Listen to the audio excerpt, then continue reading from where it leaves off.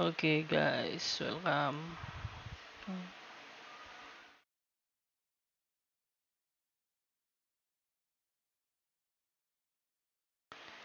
Welcome. Selamat datang. Kita menonton ini guys. T1.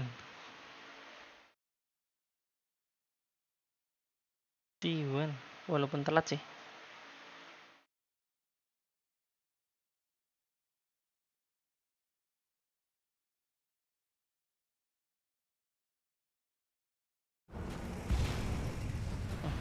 Ini T1 di kanan guys. Ntar. Muka gue harusnya disingkirkan dulu nih.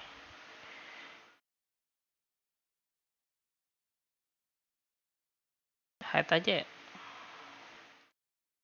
Nah.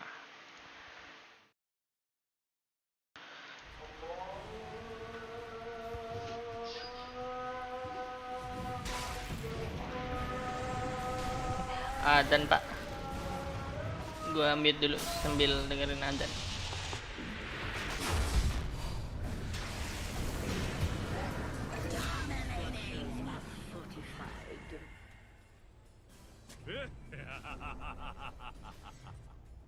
Dire's middle tower is under attack.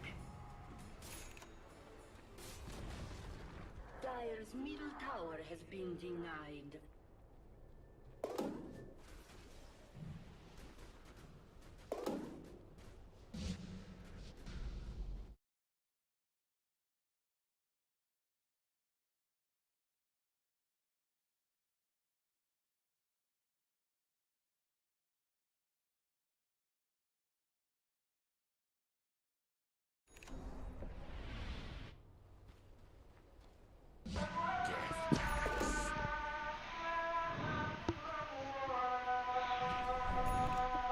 Di sini dari segi network sendiri si siapa nih? Savage dia paling puncak pak. Ini udah dibayang-bayangin sama PL.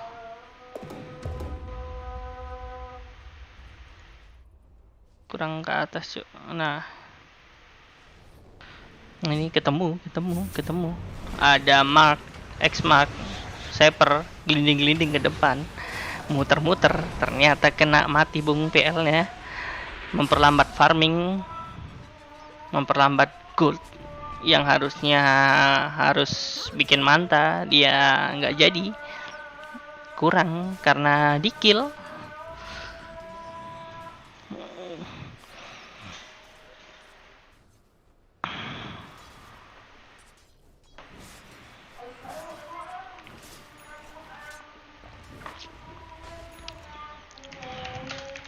White Mas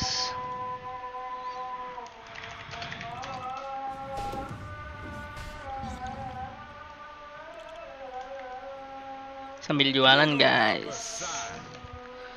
You know what, cooking booms. Join guys, nimbrung nggak apa-apa.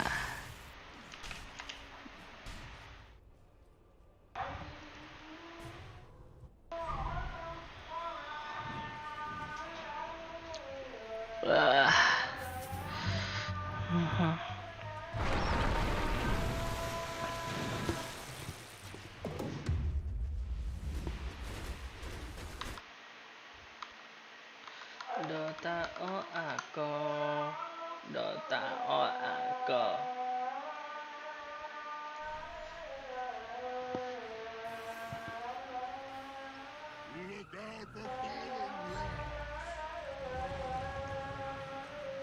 Savage-nya kenceng pak farmingnya pak. Kayaknya ada yang diganti ya ini.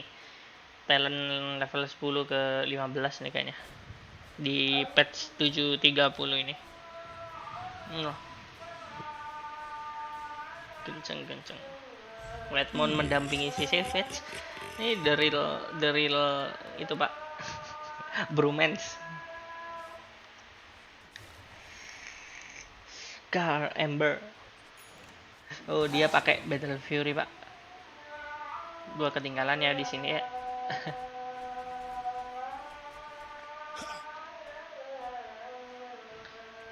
Di bawah sendiri ada Miposka sama turun tuk tuk tuk tuk tuk tuk tuk tuk yo.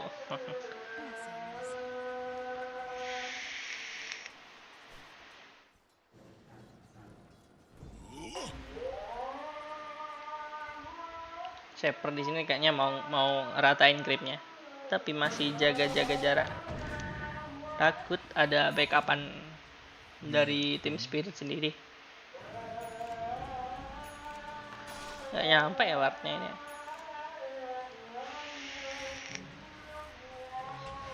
Harusnya abis ini di ward nih. Ketahuan nih.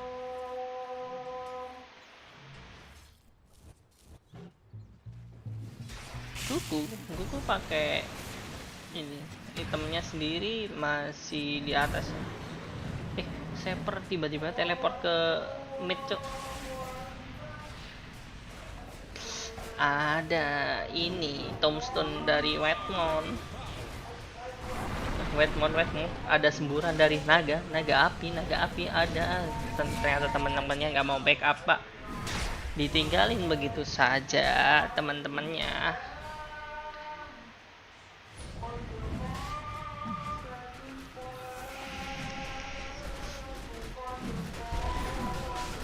Terusan saja dari tim Spirit mengandelin PL sama ini Empower. Dia udah start, Pak, si Magnusnya. Bahaya nih. Bahaya. Tiba-tiba diculik, bahaya nih. Ternyata diculik langsung dianu ke depan. Untung ada remnannya di belakang. Backup. Savage mau maju nih, Savage. Ini tim Spirit masih takut nih. Akhirnya dia smoke. Mau inisiasi ke kiri dulu kayaknya. Tapi Rosan sendiri udah setengah darah, Pak. Ini kalau kalah war nih di sini. Pertarungan hidup dan mati Rosan. Langsung ada Tini ke atas. Kukunya nyangkut di atas, bos. Shapernya glinding-glinding ke depan. Kukunya nyangkut di atas, tapi 4 lawan 5 sekarang. TP aja dari kuku. Ada heal dari Pinik masian. Shaper Whitemon-nya nggak survive nih. Karena damage dari PL sendiri banyak. Ada apa yang namanya, lupa gue.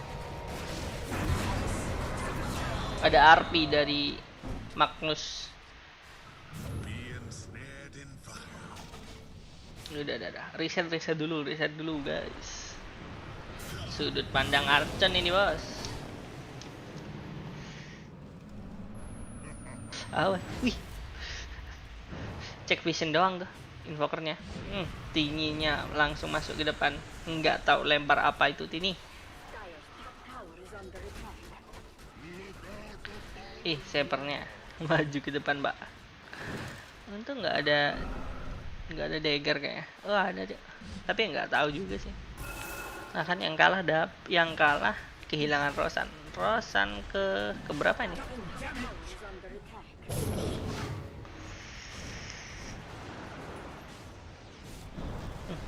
Karnya, Pak. Mati, Pak, Tininya, Pak.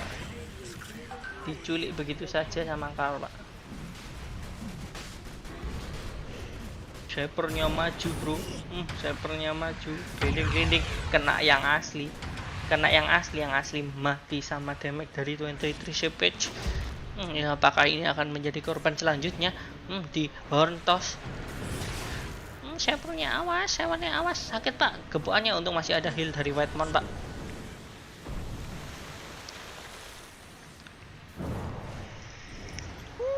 Torenya nggak kena. Apakah Kar kejauhan? Tidak. Ternyata Piniknya yang mati. Gocek, Pak. Gocek. Maju. Ini mati sih harusnya. Goodbye. Harusnya sih mati kan. Ketahuan creepnya. Ada Shaper langsung blik. Langsung nyerunduk ke belakang, Pak. Nggak dikejar kayak. Gak mau ngejar, Pak, Savage, Mbak.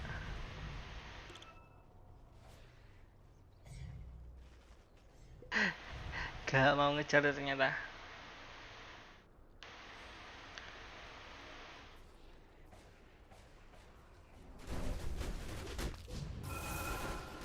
Dibiarin gitu saja.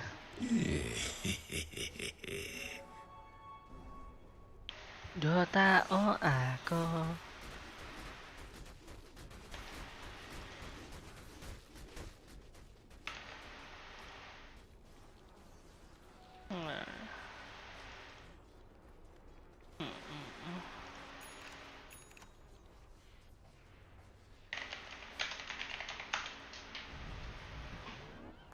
Radiant's bottom tower is under attack.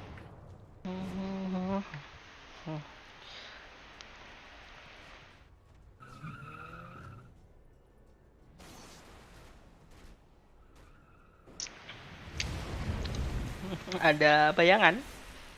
Buka vision doang di situ. Kena Hontos Whitemon yang kena. Ada backupan dari TSpirit langsung buka PKB tapi kayaknya masih kekurung di situ dan mati. Untung ada Aegis. Apakah teman-temannya ingin membackup? Kena. Dilempar saja. Ada telur dari Phoenix. Tapi untungnya pecah cok telurnya cok. Udah berantakan dah. Sebetnya kayak loncat gitu, nggak tahu belakangnya ada apa.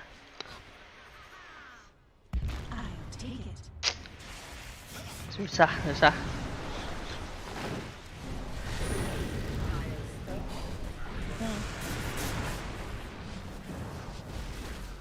Mati sih emang harusnya. 5 lawan 1 cok.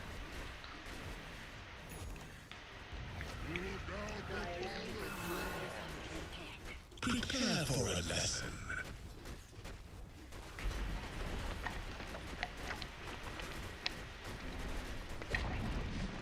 Dire's middle tower has fallen. Dire's middle tower is under attack.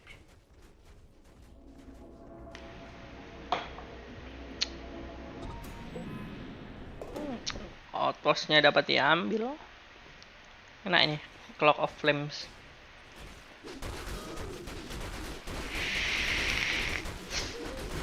Tapi nggak diambil, ditaruh aja di belakang kayaknya.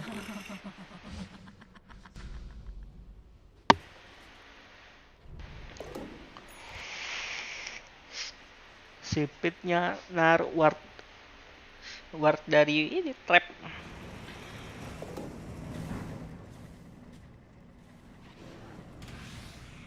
Snipernya kabur begitu aja. Itemnya apa Pak Sniper? Udah blink Sniper. Tapi lebih kayak Miposka Pak.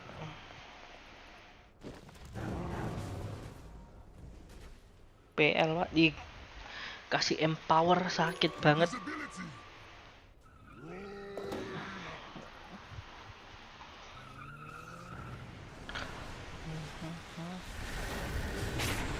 Keculik nih. Kukunya terculik. You don't have the sign. Anjing nge-crash.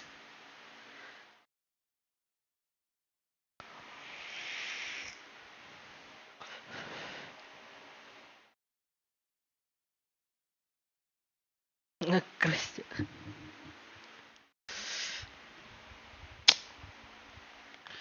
Nge-crash guys, bangsat dotanya.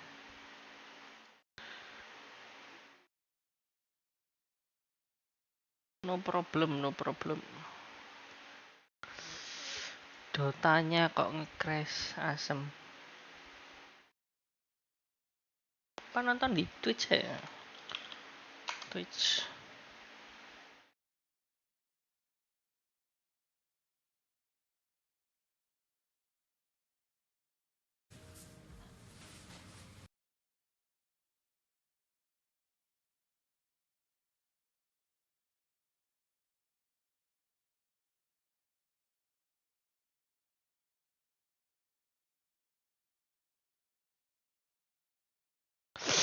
Kok nge-crash anjing?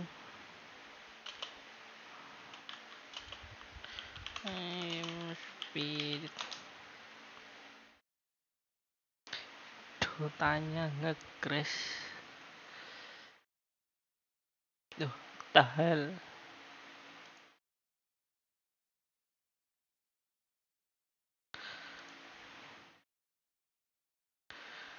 Gak ada yang left toh.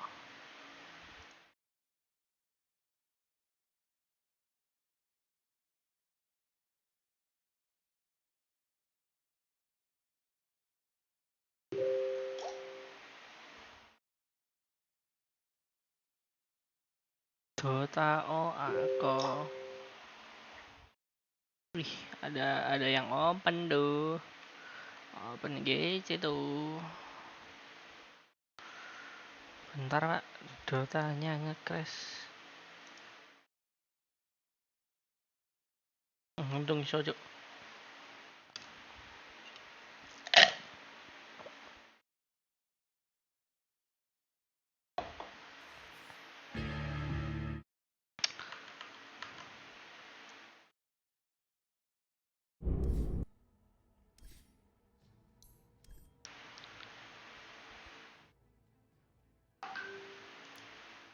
Wah, comeback pak.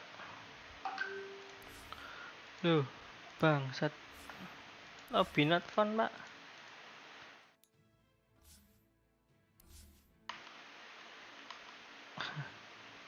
Lobby not fun pak. Ini gimana ceritanya?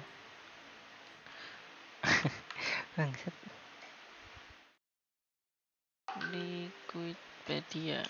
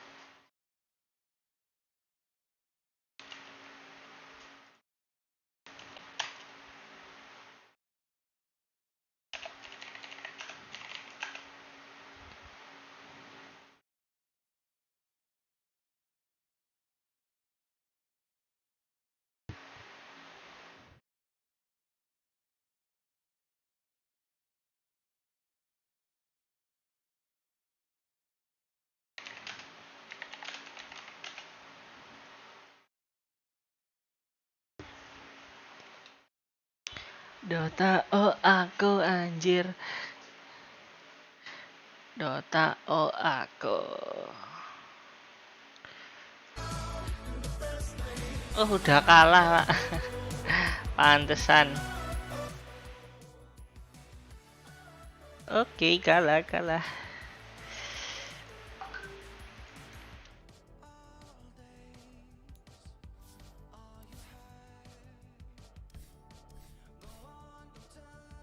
Sudah kalah pak.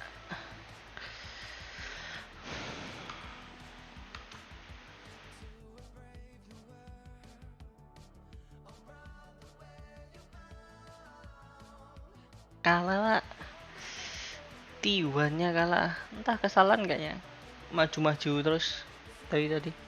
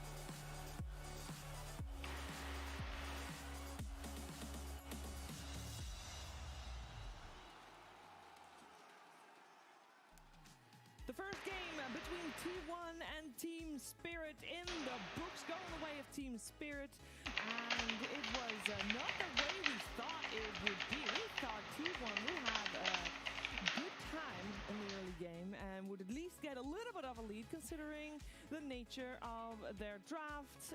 It wasn't the case. It was a little bit back and forth. It was an enjoyable game, but in the end, Masih belum mulai guys. there's a timer on this game. Kalah pak. T1-nya kalah. But he got there thanks to teamwork and execution. Effie, I know you want to talk about collapse. That Magnus did so much that game. It was unbelievable. That's not what I expected coming out of the Magnus pick. I thought they might play a more passive game and just kind of wait until they had their initiation items. Turun tutup He view. was skewering people back into the tower. He was keeping mid and skewering people back into tower. He did not play in a way that was greedy at all, and he set his team up for success in a way where that Magnus to me was more of a centaur. You know, ease of initiation and just going in and being ready to fight. I would say though there's also some uncharacteristic mistakes from T1. Like you're playing Undying into a double melee strength offlaner, like lane, like you're dominating. You know, you buy like 7 mangoes, you spam decay, and you giggle. You have a TA as your carry. Right. Should not be dying in that lane. Also, Ember Spirit Sanj and Yasha instead of BKB. But when you think about it, Undying is a melee playing against a tiny toss and a Magnus. Masih belum mulai. So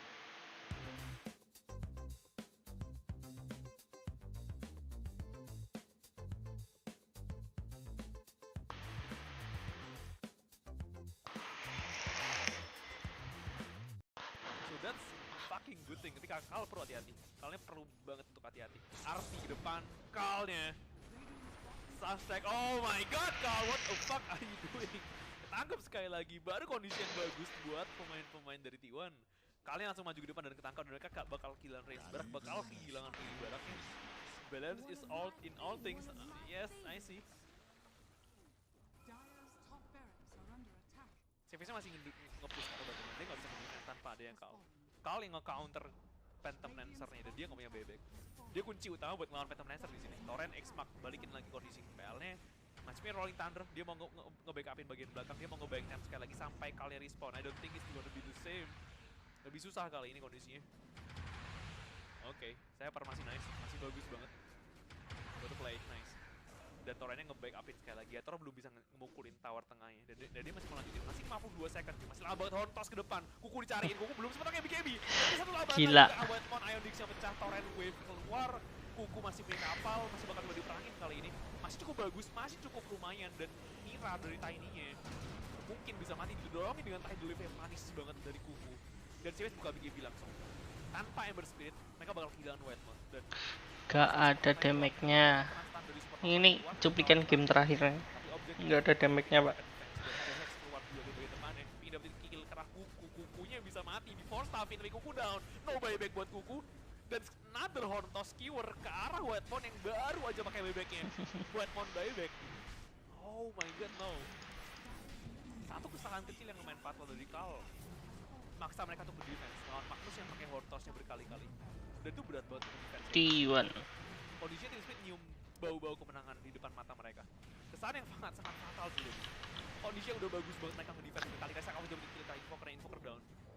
Not bad. Di buybackin. Mereka udah nyium bau-bau kemenangan. Mereka nggak mau nge-reset pack-nya. Mereka pingin lanjutin di saat Huntanya belum punya buyback, di saat Webphone-nya baru ada. Dan lokalnya. Tapi yang paling bahaya Hortos. Hortosnya paling bahaya, lu perlu pasang buka Magnus depan di ingatan sih ini. Sekali kena Hortos bisa fatal banget. Dan mereka belum bisa mendefend Hortos again untuk savage-nya. Oh my god, Arti belum pakai, dia bakal pakai Arti sebentar lagi. And that's it, it's gonna be GG. Hortos dari Magnusnya yang bener-bener nyusahin banget. Dan mereka bakal dapetin Magnus, belum dapetin Magnus, dan is GG. 92 second tanpa buyback dari savage. Kemenangan buat tim Spirit di pertama, sayang ya. Oke. Hortosnya Magnus kayaknya emang jadi masalah kunci. Masih belum mulai.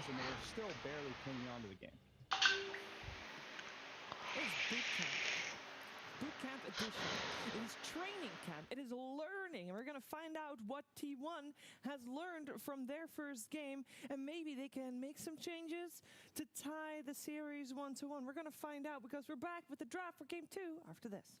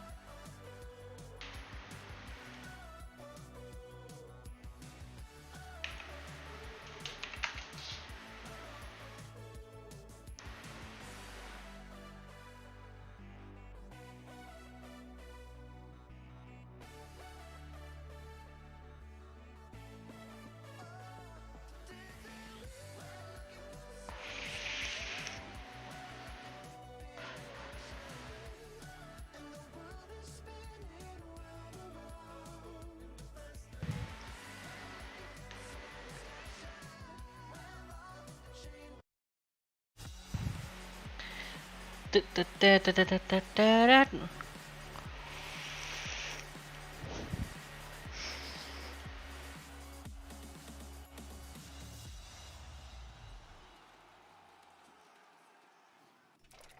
is 2 games between every teams, and that means T1 only have 1 more shot to tie the series here with Team Spirit if they want to get some points on the board in their first series of ESL 1 Fall Bootcamp Edition. They got to learn some lessons, and one of the lessons that they might have learned from game number 1 is that first pick Magnus that we saw coming out from Team Spirit.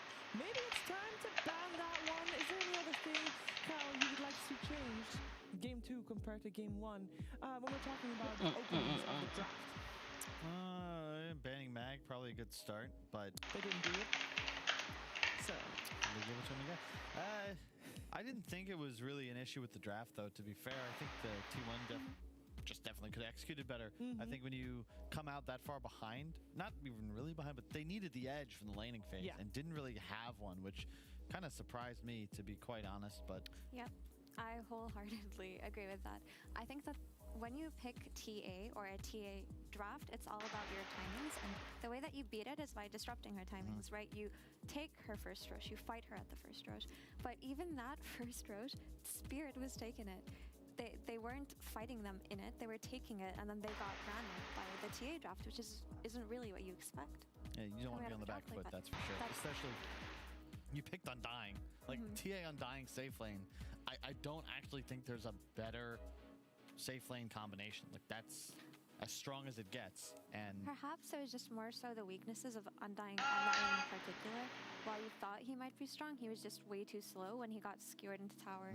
That was it. So I think Wow. we see more mobile support coming out of T1, something that doesn't die if it gets skewered into tower, or perhaps something that doesn't get in range of Magnus to get skewered back in the first place. And speaking of support, Oh, so White previous Mon. game Oh, we udah had draft pick, TSpirit Pak. going for the tiny that we were a little apprehensive with in terms of being at position 4 in that game specifically. Sudah Did that draft game pick. change your mind on the position 4 tiny?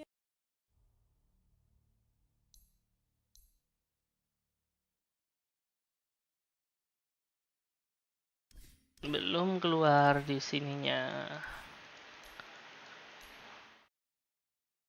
The international F game in process.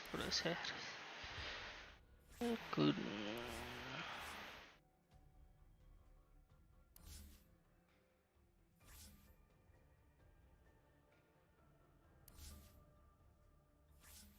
Belum.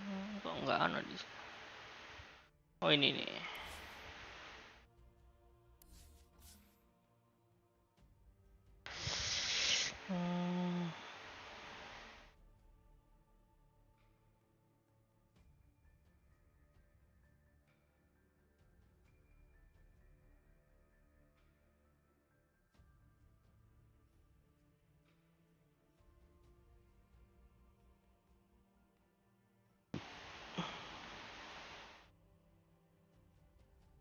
Aduh.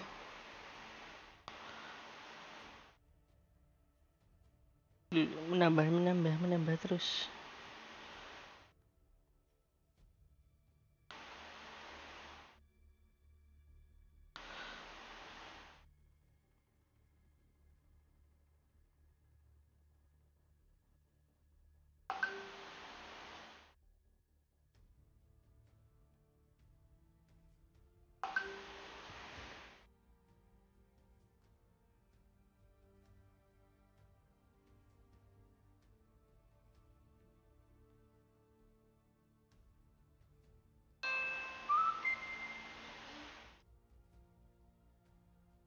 Dalam.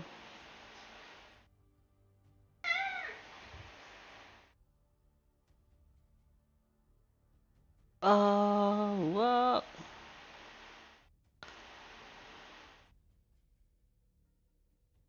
Salah.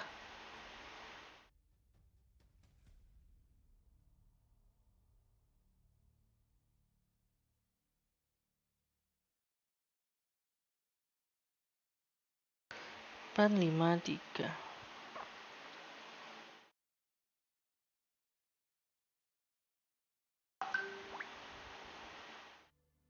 Kuning dami. 1-5-3-4.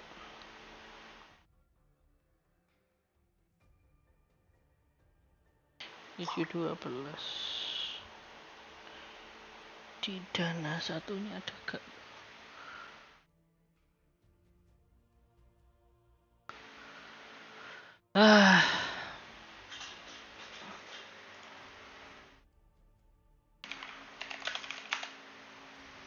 Wow. Wow.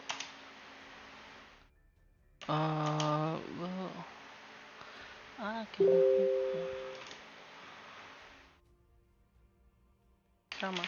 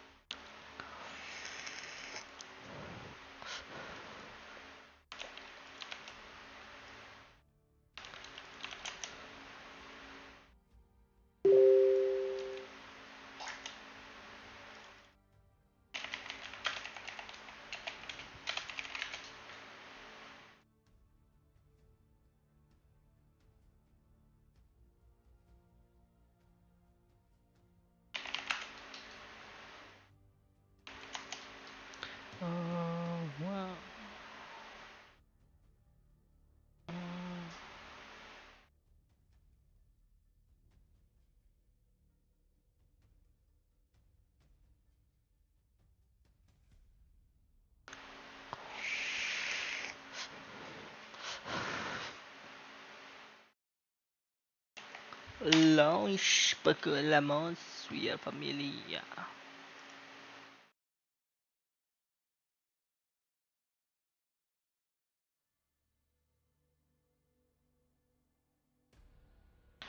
Duh, menghilang semua sheetku.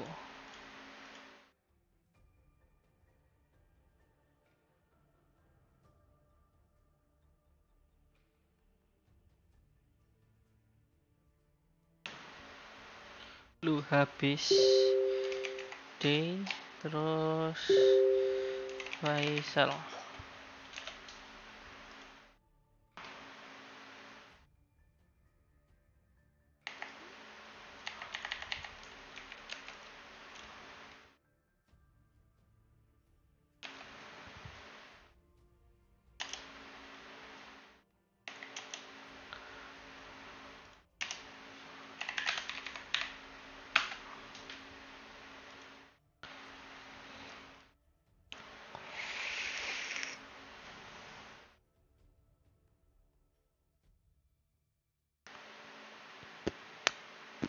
Pet GC Malaysia anjing.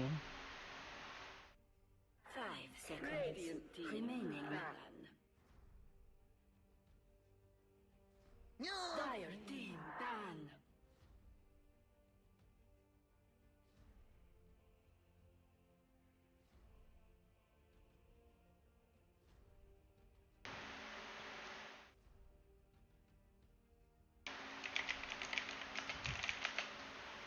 10 seconds remaining.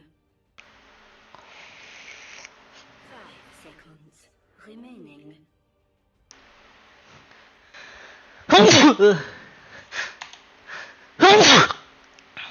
Alhamdulillah. Radiant team ban.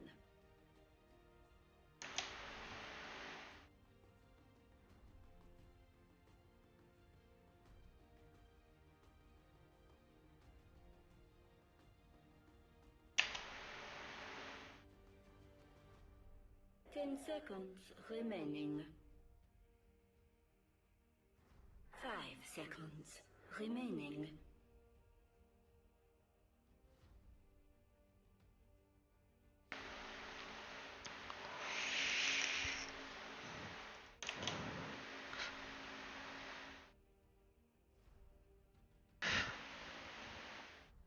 No broadcaster.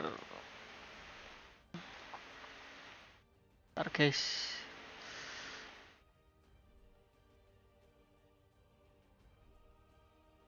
Empat belas 01 18. Tuyut tuyut.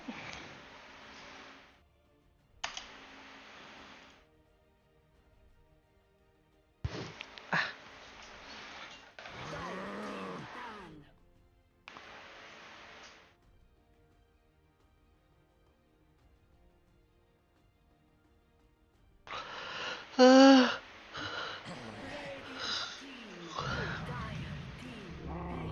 Behold the horn of Magnus. Salah.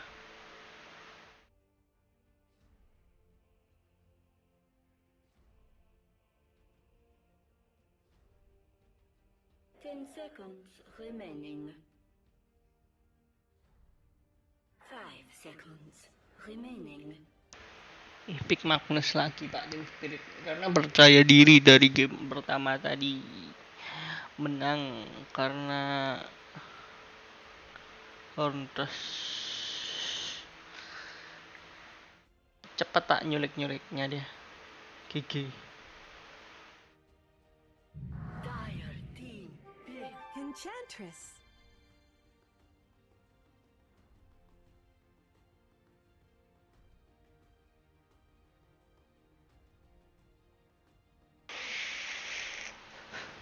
Enchantress Whitemon. 10 seconds remaining. 5 seconds remaining.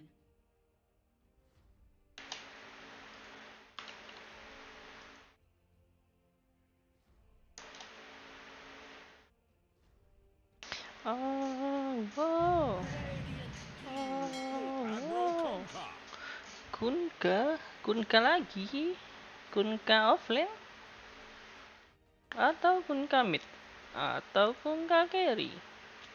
Kita tunggu saja. 10 seconds remaining. 5 seconds remaining.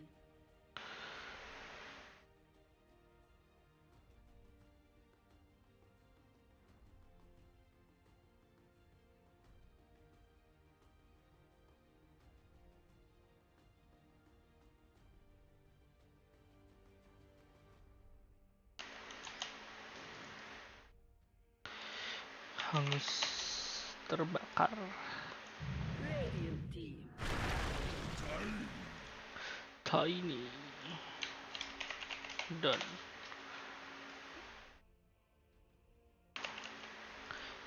Tiny lagi.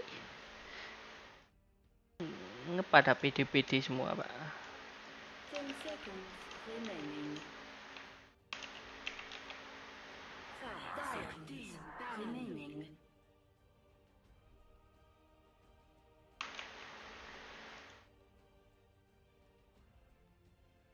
Semua pada PD.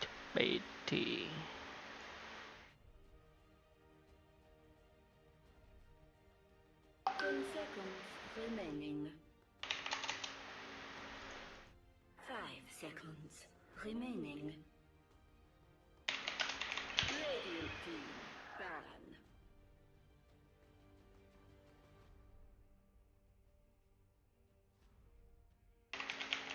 Dire team down.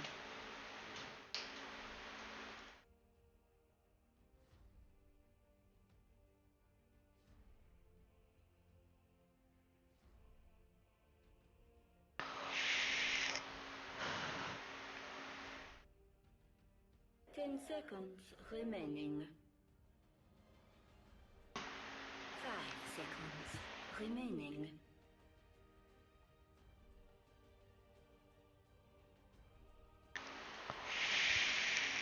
Radiant team ban.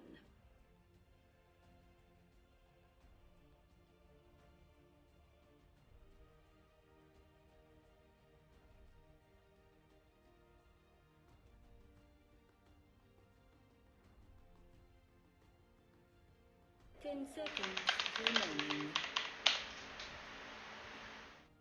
5 seconds remaining.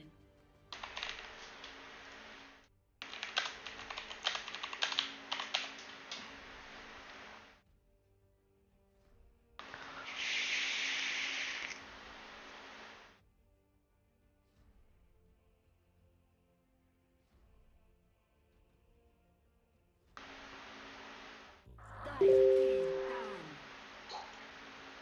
Dire team pick. Radiant team pick. Winter rival.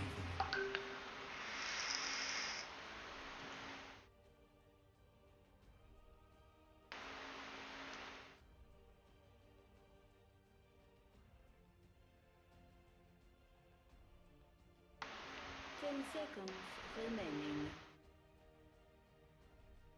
5 seconds remaining.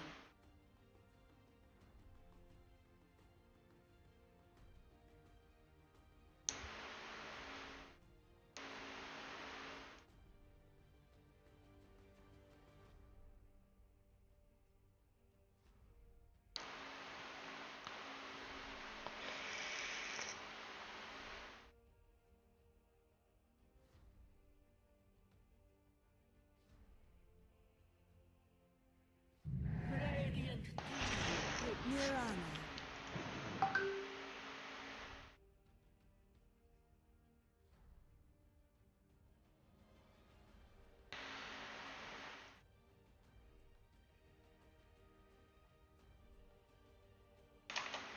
10 seconds remaining. 5 seconds remaining.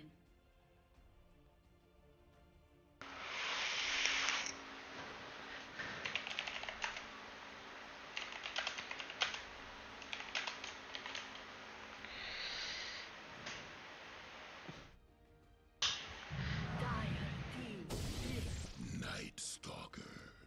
Kerja guys, sambil kerja.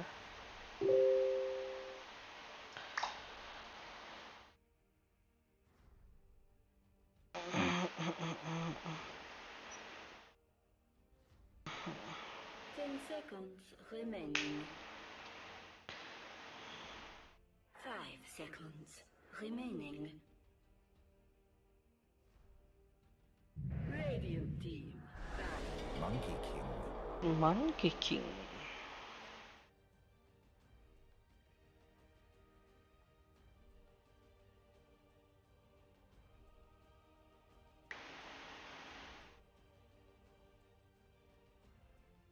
Ten seconds remaining. 5 seconds remaining.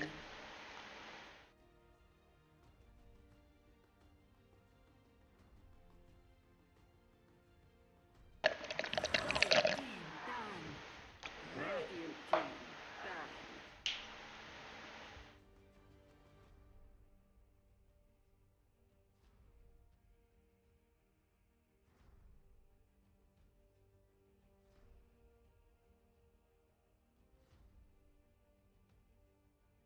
10 seconds remaining. 5 seconds remaining.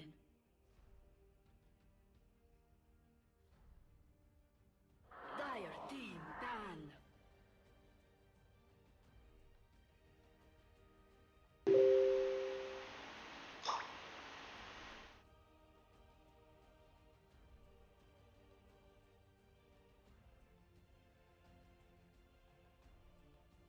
Ten seconds remaining. 5 seconds remaining.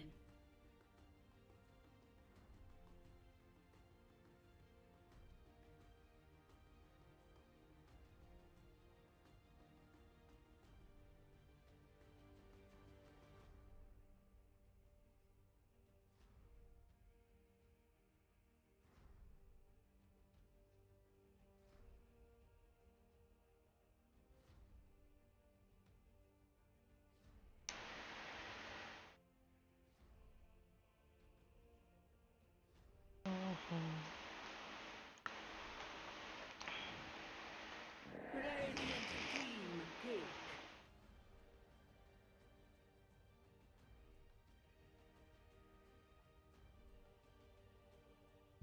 Dire team pick. Puck!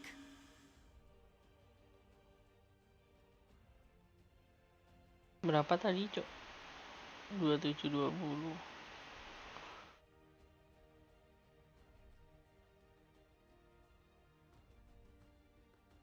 10 seconds remaining. 5 seconds remaining.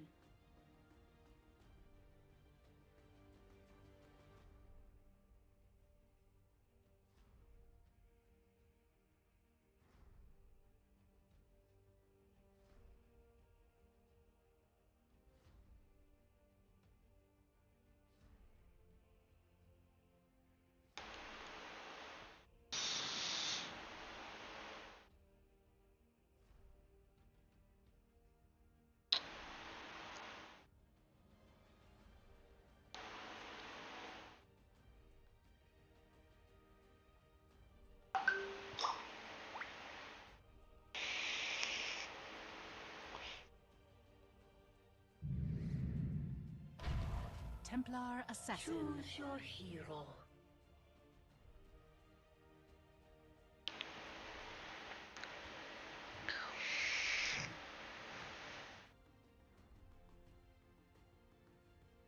Amit. Pakmit.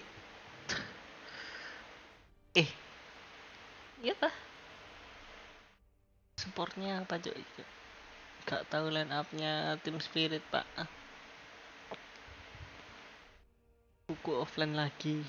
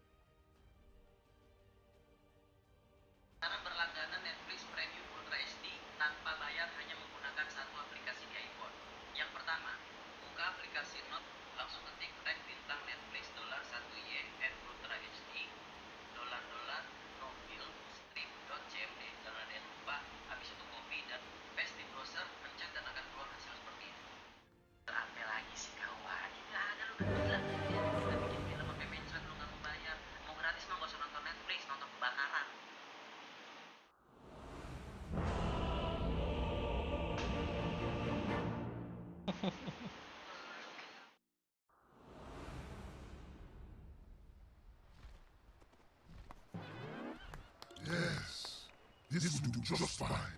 Prepare for battle. Let's go. You don't have the sand. Ya gini.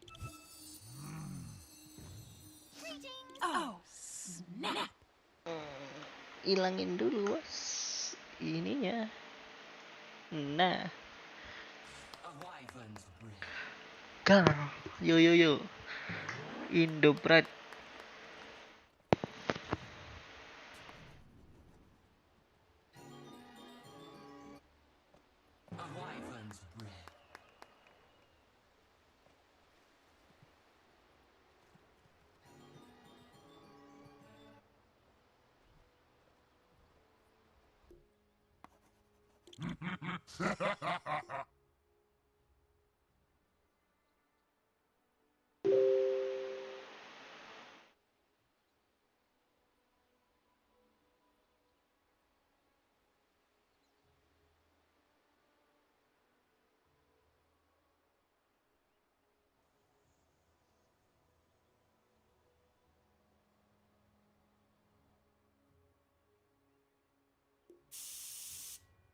Start tempo dong. The greatest tragedy do of just our fine. eon.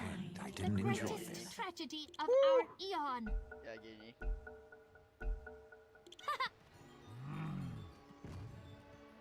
30 seconds to battle.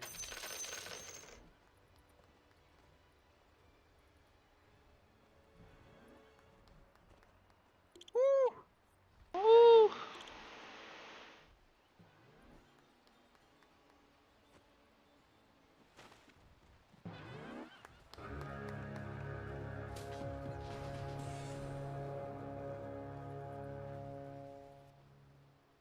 The battle begins.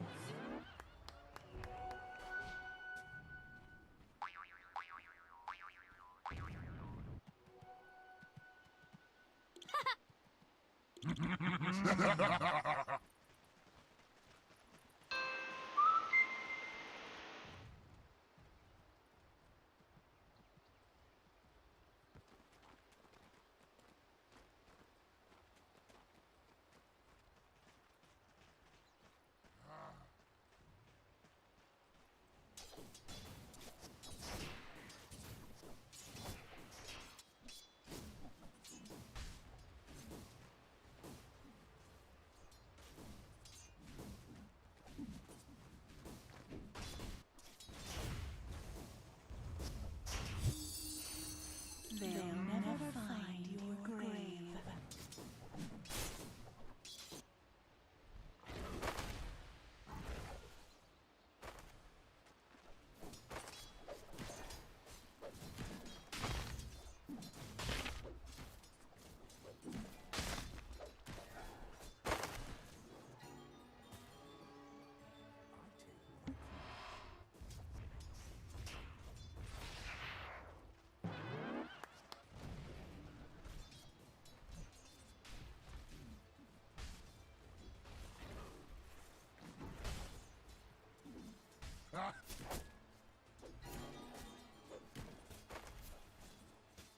You might wish to retract your last move.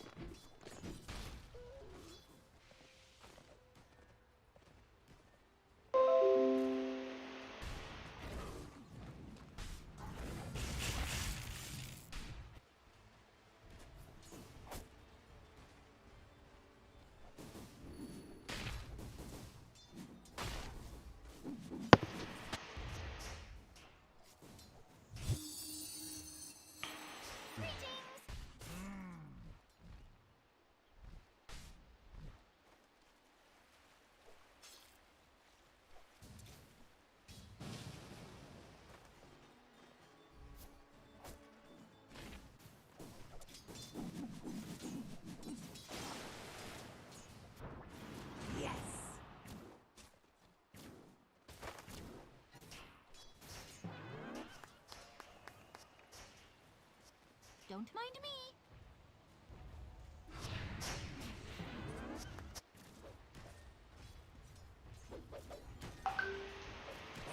No, you don't.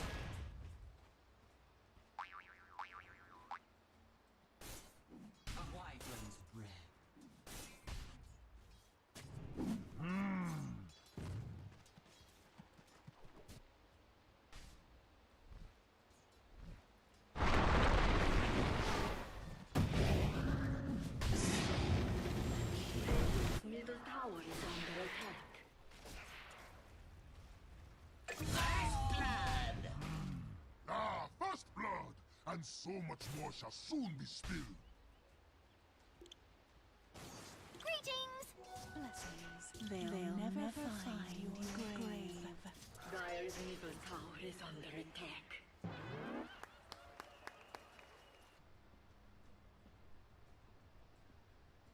Dire's courier has been slain. Mấy nạn quá. Không sao, winnable guys.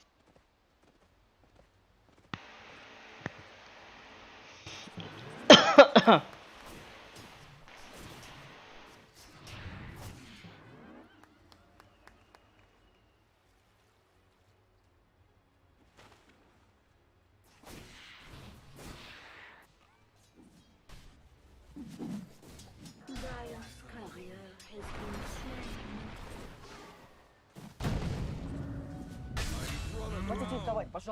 You don't have the sand. Purpose to flatten you.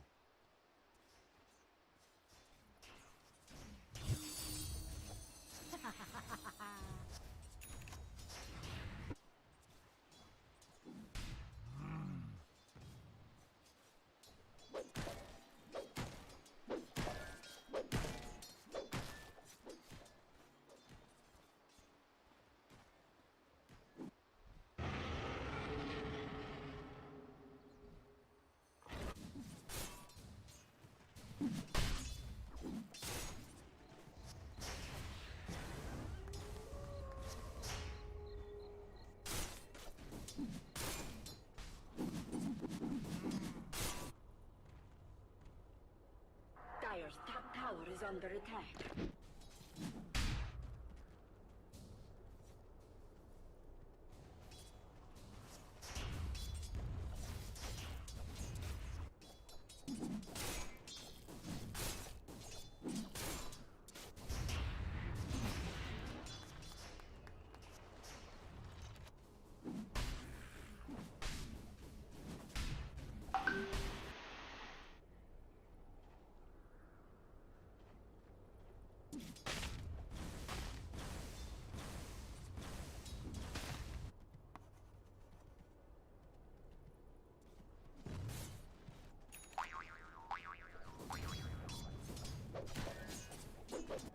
Eternal strength.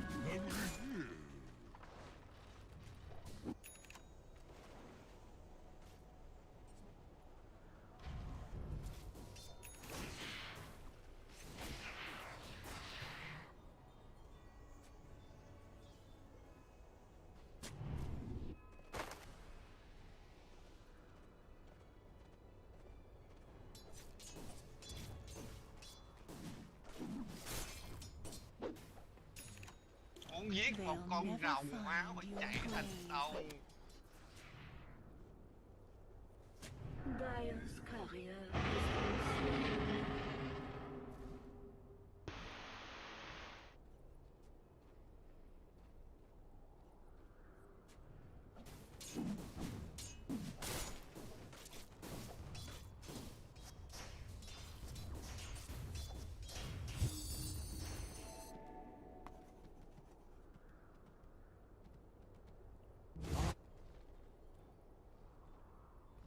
Dire's middle tower is under attack.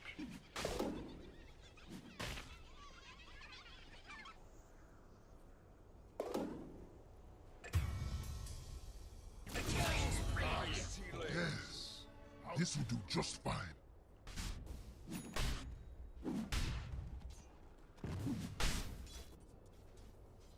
You don't have the sand.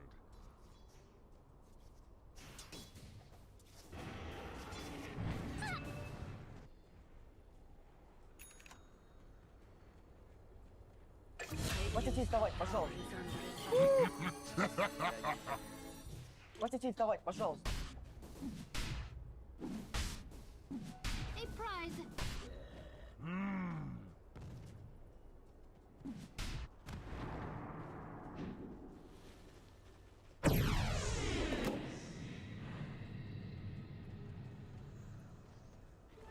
Double damage.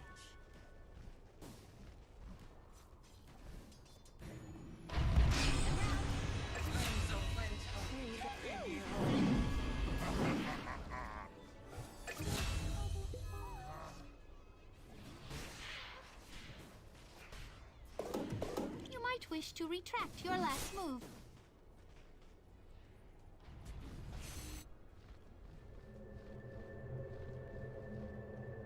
Dire's middle tower is under attack.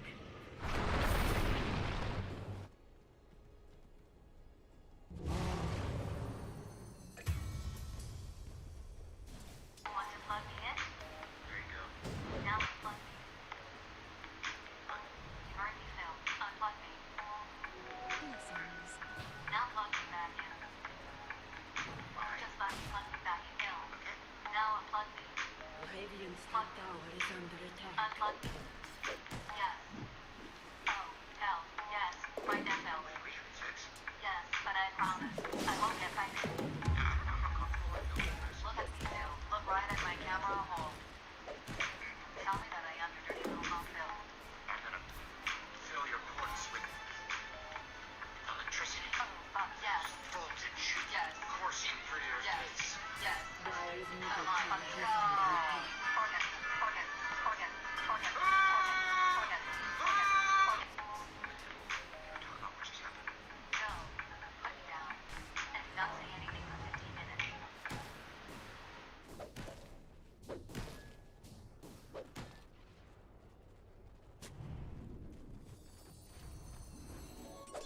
Regeneration! Dire's bottom tower is under attack.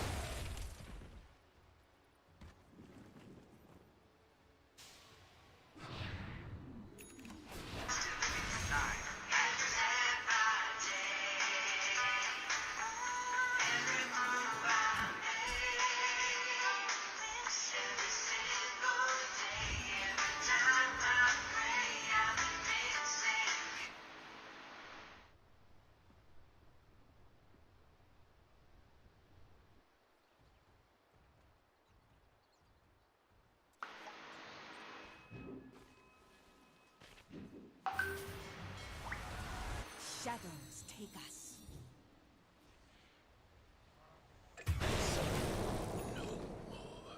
Man overboard!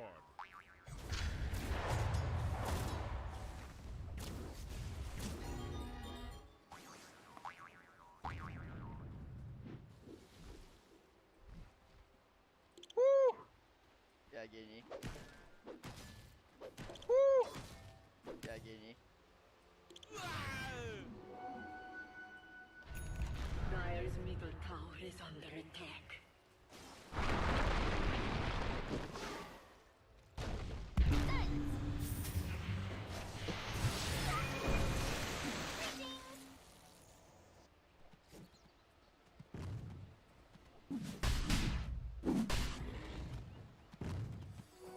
Bounty. Matriarchal prize.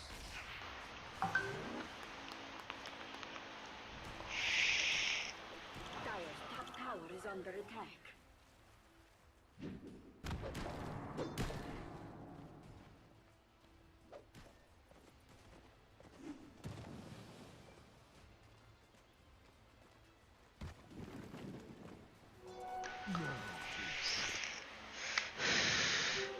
Invisibility.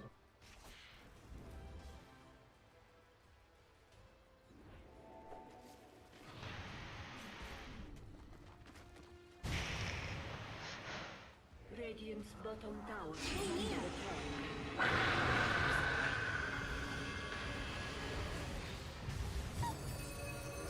Here I am. Iya, nggak kena stunnya. It is no great matter. Capek gitu ternyata. Yourselves but good. Mending lihat orang aja dah.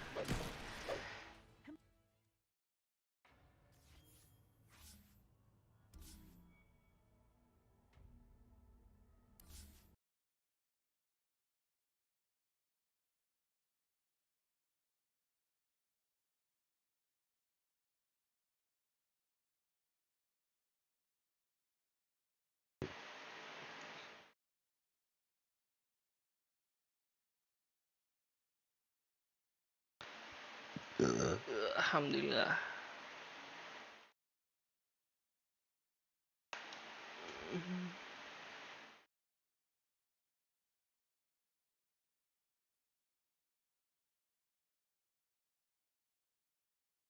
Be difficult. BKBs are going to be out. Carl's even being quite greedy, going for the Ags without a BKB, just playing for the fact that his team can play together and he can then just split push everything else.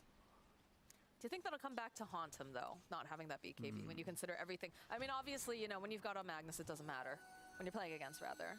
But with some of these other things, I feel like that could be important. I think at the end of the day, it doesn't matter right now, just because Spirit are in a position where one tier kill doesn't lead them to, like, winning the game, right? So I think you can be greedier on one hero, as long as the rest of the cores are also kind of buying to play for the big team fight. And I think if you can stick together with 4 heroes and have one hero out by themselves, that's always going to be very strong. So in this kind of scenario, where you can put Kunk and Monkey together, I actually don't mind it. They have to know. No one is... Alright, they do end up pushing out one of those waves, but it's smoke on smoke action. Oh, I've not said that. I was going to say that. Yeah, smoke on smoke action. Smoke on smoke action. Who's gonna find who? And it looks like they're gonna find themselves collapse. 23 Savage opening up the battle list, hopping down. Silence is cute, but when you've got the rest of the team right behind him, you're not going to survive this Monkey King. Then meanwhile, you had Mapushka trying to clear out the creep wave, but wasn't able to do that. So there are going to be a couple creeps trickling down this bot lane. But T1 doesn't really want to do anything with this. They're going to continue just skipping, farming, and I wouldn't be surprised, honestly, if they were playing for the next Aegis as Yutaro. There's a break. Wow. That's a dead Enchantress. That was kind of fun to watch, but that was refreshing. Because like Enchantress, it often takes a little bit of time, but you go for the Silver Edge, of course. Just in case people aren't aware, the change to Silver Edge is now it adds a guaranteed crit to your right click. And yeah, it's interesting. I've seen it been on maybe some of these bigger right-clicking heroes where it can be pretty cool, like the Svens and stuff, but it's a lot of damage with that first hit, as we get to maybe see here as he demonstrates. Let's see how many hits it'll take to take down his Zephyr. All right, that doesn't count. He had friends, all right? 23 Savage, though, has to be careful. BKB getting popped here, just narrowly dodging that arrow. He's going to have to run for his life, but he's got all the moves, And he had RP up as well on Yutaro, so if he didn't get stunned there, he would have been able to catch there. And the vision from Night Stalker, like you talked about, the RP, the stun, the control, the arrow, everything that TeamSpirit needs to hold him in place. Although it's not looking super great here for Toronto Toby, but the rest of the team is here, so they're going to back him up, protect him. Dream Coil's going to get dropped off to the side here. The silence, slowly but surely, TeamSpirit's going to just hunt down Cuckoo. That was really good from Spirit. Like, they timed the Aegis, they know that TA doesn't have it anymore, and as soon as it expires, they're making these kind of forward moves. The previous smoke that we saw, the smoke on smoke action, they might have... Apakah T1 akan kalah lagi, Kings? They were able to capitalize on picking off the independent heroes who were kind of playing a little bit loose. Ooh. They just turned up the heat. Buys a little bit more time. Starts from not quite enough, but the arrow does connect. And look at Collapse trying to go onto the back lines here. 23 Savage, though, he's got his eyes on Mira. Oh, they found the Monkey King too. Yeah. Well, he chased after Mira. He wanted that kill. Now 23 Savage has to be so incredibly careful. Zephyr tries to get to position here. Gets the save off. He's going to throw down the Winter's Curse, hoping that 23 Savage is going to survive this. Might be able to fight the BKB. As he's going to chase after Yatoro. Zephyr trying to juke into the 3-line shoot. Let's fall. And now Yatoro, he's out of mana. He doesn't have anything left to save him. The final monkey from the Wukong's man will slay him. I have no idea if a Satyr Tormentor can get an impact play, but that guy did with his body blocks. So that was, yeah, excellent stuff. At least getting the Magnus kill as a turnaround from that. But yeah, T1 want like a minute of like comfort and kind of relaxed farm. Spirit instantly capitalize on it. They run over their opponent. They have, of course, you know, not double BKB yet, but they got BKB on Night Stalker, the Echo Sabers. They can just run throughout the map and kill T1.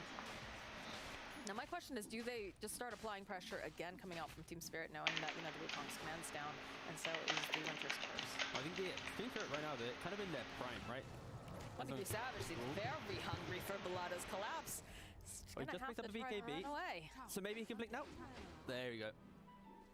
It feels like 23 Savage, he really wants to find something out of this. Hopping over, finds him on the side, he's stunned. You can't activate a BKB if you're dead. Well, I was about to say Team Spirit, they're kind of in their prime. They're going to have Dark Ascension back up on Night Stalker, Mags respawning, but 23 Savage finding that pick off, it does offset Spirit's desire to, you know, run straight back at Team 1. So I guess, yeah, Team 1 answering the question for you. I do like the way that now they're just making these moves around the map and they're very united. Yeah. I think that's very, very smart.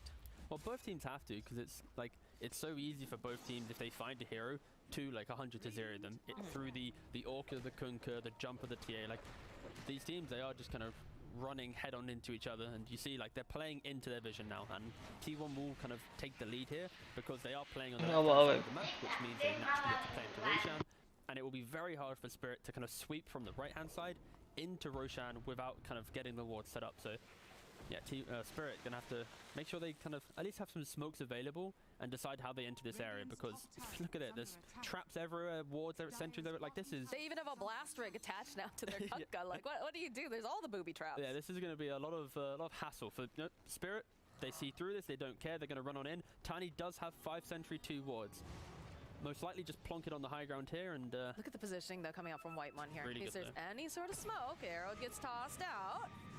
It's gonna break, collapse, hunting here. It's gonna get stunned by 23 Savage. A couple of these impetus coming up, but again, the BKB coming in handy here. Silence comes out as well. So they're looking for the opening. They get the Dream Coil off on several. But they just don't want a hard committed feels, although they'll go back onto the back line. Zephyr sitting very, very low. They have to be careful. The break being applied, but they'll follow up there with the curse. And they'll be able to take down Zephyr. He's been sitting too low for too long, but Poshka now in trouble because they've got all the damage. The burst is real. And there's the RP coming out from Yatoro. They'll follow up with an arrow. Do they have the damage? He's just chunking away over at them, and they'll be able to go and take down Ku. Can they get any more, though? They find a triple kill now for Collapse. They just slaughter 23 Savage. And just like that, their Roche hopes die. Yeah, that was really nice from Spirit, because the way in which they smoked around, they ensured they weren't going to run into these traps. They put their high ground ward instantly dewarding, and they just played on Night Stalker vision. They were constantly playing on the edge and not running too quickly into T1, because like T1, when that ward dewards, like they need to run into a secondary ward deep into the Radiant jungle, but they never get there. So they're actually taking a fight where we praised all their vision. It went from 100 vision to 0 vision in that fight, with 1 D-ward and then playing into the Night Stalker. So yeah, like T1, they weren't able to find that instant jump. They weren't able to at least recover. As we see here in the replay, right? Like this is now going to be completely Spirit dominated, because they have Night Stalker just flying around, just like, hey guys, so they're here, you know, it's pretty easy, pretty chill. Yatara's now playing on the vision now on the high ground here, getting the RP because of the Night Stalker, and then everyone who's playing on Spirit on the edge of the fight just instantly just runs back in. So I think, yeah, just a really nice move from Spirit, and it just identifies how to play around this Night Stalker and how to enter the fight. Just a beautiful fight taken by Team Spirit here. It almost felt like they were lulling T1 into like the sense of false security. And well, it kind of happens, right? Like when you're in that position as T1, like you have all that vision, you see everything. Like you're not going to really care too much about that play. And I think realistically, maybe having a support on the high ground as Team Spirit walk into this area, just tanking the death there and then not taking the fight and then smoking back in yourself might have been an option, but it's so hard. Like when you're playing against Night Stalker, like these heroes that innately just dominate the vision of any game, like it is so hard to play these heroes. Like you need to be able to just survive. And I think like when you have Ench, you have Wyvern, like you need the buddy system, you need something to help you, and it doesn't really work. Like there's the RP. So yeah, I think Spirit are now hitting their stride where they are able to slowly dismantle that kind of early skirmishing that we desired from T1's lineup. And T1, they now need to be proactive. They need to stop kind of playing in these open areas and just make that easy like pick off. And Carl, he identifies this, he goes for the Hex. Like they need to find a hero, kill the hero. Like it can't be this kind of poke and prod fight, because they will lose these longer engagements where Night Stalker will thrive. so it just has to be an all-in sort of war situation coming out from T1 now, which they're showing disaggression. Like you said, they just picked up the sheep stick. They're looking for an engagement, and they do manage to find themselves a very worthy target, because like we said, Collapse, he's been allowed to just kind of hop around, but they do force out the BKB. and the Dark Ascension. So just I feel like runs away. T1's got to feel pretty good about that. Defensive BKB. Yeah, unfortunately for T1, that was a jump where it was TA by herself jumping into like a high ground, low ground area, so that it wasn't maximum value with like Hex into right clicks. It was a couple miss, like it wasn't optimal, but that exactly is what you want to see from T1. You want to see that style of pick off into play. Got multiple stuns being tossed over at this TA, and they're hoping they can grab anyone, but they have already vacated the premises here on the side of TeamSpirit. And that's the 5 position Tiny just kind of waddling around, forcing out these TPs. And then you look at bot, Collapse, who nearly, got picked off in the jungle. He's now pushing out bot very aggressively because of the TPs to top lane. So yeah, I think, Spirit have really highlighted 2 games in a row now, like the better understanding of how to play the map in a way to unlock their heroes, which don't look too great in laning, but they come into this really nice team timing. Again, T1 aren't out of this. Like they are 1 jump away from being able to, convincingly take a fight, but they need to wait out the Aegis once more. They need to wait out that Aegis, and they need to get the advantage in these fights. That seems to be a problem that they keep continuously facing, especially when you consider they do have like this poke and prod. You've got the Night Stalker who's able to skirt around the edges. You've got a Puck who just really thrives in these long skirmishy sort of things.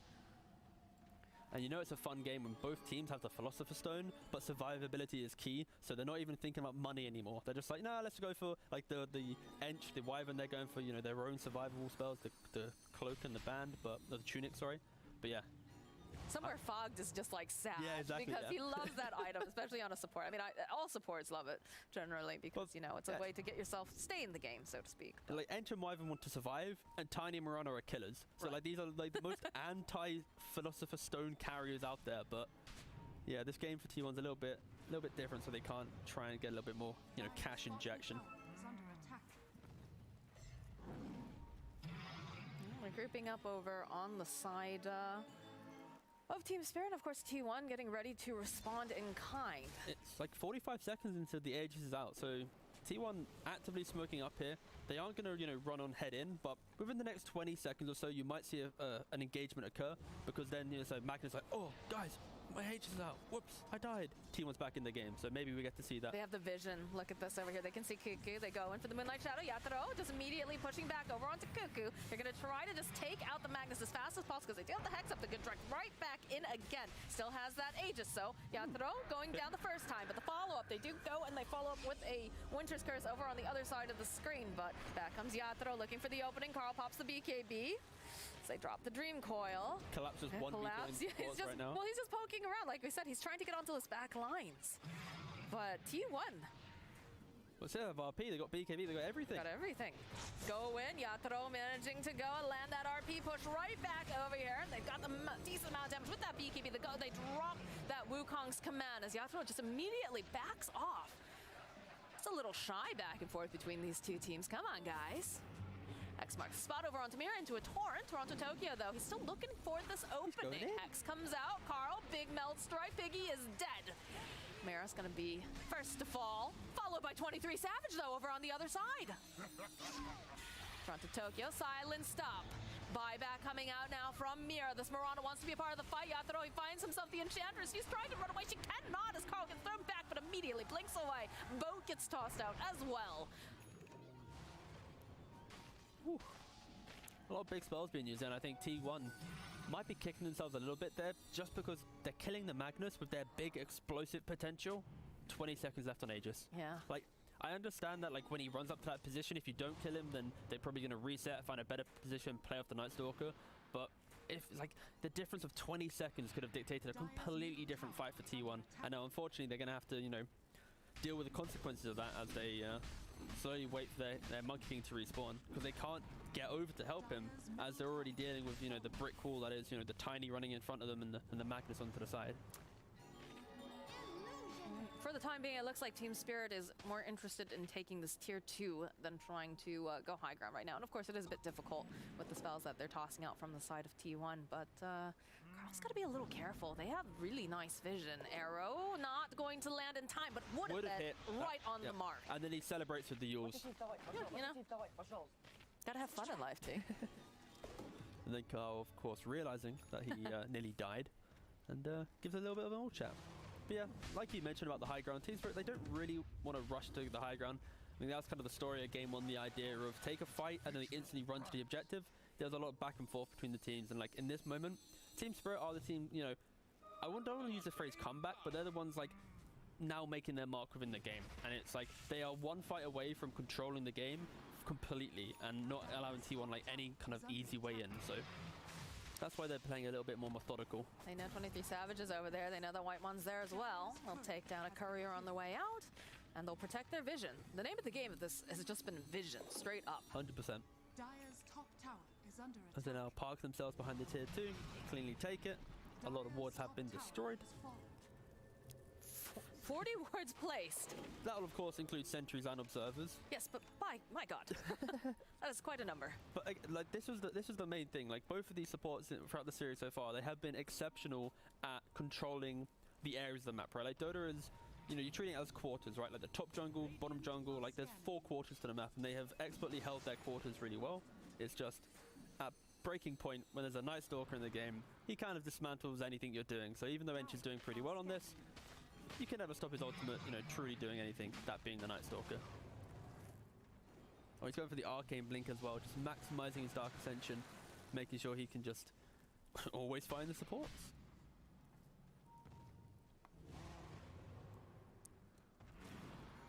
It looks like T1 playing very close together as they're making a entrance over into the jungle, perhaps to throw up some That's a big line drawn on the map. That was an authoritative Cuckoo going, we are here, we want to go there type of line. Are they going to smoke from this? They do have a smoke on Winter Wyvern, so. Oh. He drew like he's getting up a delivery, there though. it is. He wants to make sure that he gets his delivery. Yep. And then they No, I nothing respect worse that. than having a courier trail you, and you're just like, But that was a big line. Like, I look at the minimap a lot, and that was like someone giving orders. They're tossing out the arrow. They know that there is a Mirana there, but that's not their target. Dyer's top tower is under attack. Yeah, they ping it out. They know. Roshan is up. This is the time. This is the fight. Make or break fight right now for both teams. 23 Savage sees the Rosh, but doesn't see Mira. That little spot in the Roshan pit, that's actually it's rather pesky. You're like, it you can't really ruined do it. Schofield one day. Like you walk in, it's like, oh, well, he's just underneath the, you know, the fireplace. All right. Yeah. This is not looking good for Whitemon. Immediately, though, following up with that Winter's Curse. Collapse with the BKB just hunting down. Once just removes Zephyr from this equation. Carl jumping onto the back lines. Has a Hex out, but they can see Yatoro over here. A buyback coming out now from the Winter Wyvern. Yatoro looking for this open. Still has the RP available if necessary. Ku and 23-7 sitting very, very close together, but they're just wailing away, and they do manage to take down Collapse. Mira now hopping off here, turned into a tiny little piggy, and they'll be able to take down the Mirana. Yatoro was still going in, and I don't know if this might be perhaps a little bit too greedy, though. Maposhka is waiting nearby. Throws out the avalanche, but everyone's fairly healthy over here. They find him. Can they take down the Magnus? He's disarmed. He's going to just try to skewer away. The blink forward, though. The follow-up. The RP comes out, but that's it. Carl, he just slaughters Yatoro. That excellent kiting from T1, and it all starts from the fact that Spirit, they've kind of played the game where they're easily killing the Enchantress every single fight, you know? But this time, the Wyvern, he curses, he enables the Enchantress to get off her heels, and that opens up the fight to be a little bit sloppy, as we see the replay here. Like, it's that disconnect where they instantly go onto him. It's like, oh wait, we can't kill him. Oh, that's a shame. You get the curse, you now stop, and you kind of cause that kind of disconnect in the fight. And you see T1, they're not overcommitting here, because of course Magnus, he has the RP available, and look, right now, he's like, I got him. Wait, I can't, because they've all disconnected. And I think that's where, yeah, this team fight was beautiful from T1, and this is exactly what they needed. They needed the kind of the overconfidence of Spirit to kind of try and initiate a fight, but then not cleanly connect on their spells. And the Hex from the TA then gets to kind of the follow-up kills, where in previous fights without the Hex, they never had those, you know, +1 kills that allowed them to then make a move on the map. So yeah, T1 were very patient, where Spirit probably should have won that fight if they were to repeat it, you know, 5 more times. You know, Spirit should come out ahead at least 3 or 4 times, but you know, T1, yeah, it's beautiful kiting there for sure. Pushka has turned into a pig, washed away with the tide, but 23 Savage just follows up, gets the kill on the Tiny. It's a buyback, but they are going to lose buildings for this. They don't quite have Magnus up for another 16 seconds, so they're going to try to get as much as they possibly can. Arrow does connect over onto Carl, but I don't think you want to hop into that. It's looking pretty scary. This Magnus is going to be up. We About have 5 seconds. pressure on Kunkka. Jump forward, toss back. They just snap off with that Dream Coil. Arrow into the back lines. Can they finish off the TA? Yes, they'll be able to take down TA. Coop popping the BKB over on the back lines. And this Monkey King, he's not. Oh, they managed to go. They give him the save with that heal. As Yatro just beating down over here onto Cuckoo. They'll find that kill. Can they grab anyone else though? Zephyr, of course, getting spotted out over on the side. They find themselves even more as Whitemon goes down. It is only 23 Savage who, oh, I spoke a little too soon because that's an Aegis pop, and I have a feeling he's probably not going to survive this one. Not a second time around. Not with the lockdown, not with the arrows, not even with the giant radius of that Wukong's command. There's the gem going back. Yeah, for T1, like the fight they just won, well, prior to this one, it was an open area where they could play on their vision, kite it out, and really make some of these kind of quirky plays. But when you go towards high ground, it is the scariest place to fight. And I think TSpirit, they once again demonstrate again, like this Magnus, if he skewers you to your tier 4s, you're gonna probably die. And that is exactly what happened to the TA. She had BKB, she had Bloodthorn, she had Cheese. She had so many ways to make something happen, but she wasn't able to get any of it off. Even the Hex as well, sorry. But because she was, RP'd under tier 4s, that's a dead TA. And that alone completely removes T1 from playing that fight. And maybe if there was a Wukong's at the tier 3, completely different story because you're kind of covered by that radius. But that never really happened. So now we get to see Spirit run on down mid lane after wiping T1. After losing the Roshan fight, which normally around 40 minutes, the Roshan fight is kind of like the dictator of who gets the first racks, who gets, the command the game. But, Spirit keeping themselves straight away back in it. And they're going to actually maybe even take 2 racks here if they're going to be, 2 racks Yeah, down. they know that 23 Savage, he doesn't have buyback right now, so we'll take as much as they can. One more hit from Yatro. Does end up getting X'd, but he's gonna bring a friend back with him. Whitemon silenced up, tossed into the air, and that's a very dead Enchantress. Carl, though, is hoping that perhaps he can get a little something more. Seals comes into play. Torrent not gonna quite land. They'll go for the Moonlight Shadow. The X marks the spot, comes back that way, just a little bit off the mark, and they're going to put the insurance policy over on the puck to make sure Toronto Tokyo can escape with the rest of the team. And now 12k lead to the side of TSpirit. This is, no, back and forth, like this is it. Where T1, they were slowly getting themselves into it. They're looking pretty good, but TSpirit, they always find a way to keep themselves in these games. This is the main thing here. The XP graph is probably the biggest showing of what it's meant to look like. T1, the Roshan fight, that's that first drop towards their side, and then as soon as they lose that high ground, boop, all the way back up, sorry, to TSpirit. Yeah, luckily Gavin hasn't really decided exactly who's going to win yet. Normally at this point you'd see 100% or something, and then we get to see like, oh, look at the story. Nope, very even, 75% tops for either side. There's a smoke. They find themselves a Cuckoo if they could get there, but Carl's also being spotted out over on the side. And I think they'd like that. The jump forward here from Toronto Tokyo. They use the RP. This is looking like they should be able to just kill Cuckoo over here on the side, but they go onto the back lines. They get the kill on Zephyr. They don't have the stun, though, to take out this TA. So she is going to be allowed to escape, but that is 2 on the side of T1. And he doesn't have buyback on the Kunkka. So, this is just going to be 80 seconds where TSpirit can once again walk around. He has the arcane blink, so he gets, have a 9-second downtime on his ultimate, by the way. That's what... That is the only BKB piercing stun that T1 has as well. Granted that the BKB... The BKBs are down, but look at Collapse. He's feeling very bold. He just strolls right on into the base. Trees, darkness, He's gonna say hello. Hey, it's so nice to see you. Imagine meeting you here. Toronto Tokyo right into the back lines. See, the Tiny was thinking about jumping in there. Whitemon forced to pop those healing sprites as Collapse just rips apart the building. My God. Look at that. It's a Solar Crest and just a Night Stalker. Okay, 23 Savage for the opening. Not going to be able to quite find it. Wukong's does get dropped. Carl looking to grab anyone, but they just Delta split immediately. They'll drop a Dream Coil over onto the back lines. Uses the refresher here. They're putting out a lot of damage over onto this puck, but they just can't get their paws on them. Secure the mega creeps. Yep. Well, they've secured them and then some. As Maposhka wants Whitemon, he'll get himself a little parting gift here. Yatro, the skewer back over onto 2. Immediately the blink out with the arrow coming in. Follow up with the sheep stick. They've got a decent amount of damage, but I'm not sure it's going to be enough because this looks like it's a very dead 23 Savage. Whitemon buying back. The Ancient is just sitting there ready for the taking. They'll follow up with the Winter's Curse, but again, they get the save off. Another Wukong's man getting dropped. Carl waiting patiently, but still, Yatro able to escape thanks to that Ethereal Blade. Collapse taking a decent amount of damage coming out from Carl, just tossing out the side blades, but they can't close the gap. Yatoro needs to be careful here. He's going to try to steer away. Eventually does fall. As T1 forces them out of their base. And they want more. They're hoping that they can get their hands on Toronto Tokyo, but not going to be able to quite find him right here, right now. Yeah, you need to see TSpirit be disciplined here. Like, instantly, don't buy back on the Magnus. Don't try and do one of those, like, haha, they use their buybacks, run, just end the game. Just, you know, be relaxed, be calm. You got Mega Creeps, you got one of the tier 4s. Just wait, respawn, then you go again. Like, T1, their game has been completely broken down. They don't really have that ability to be proactive now, especially going into Mega Creeps.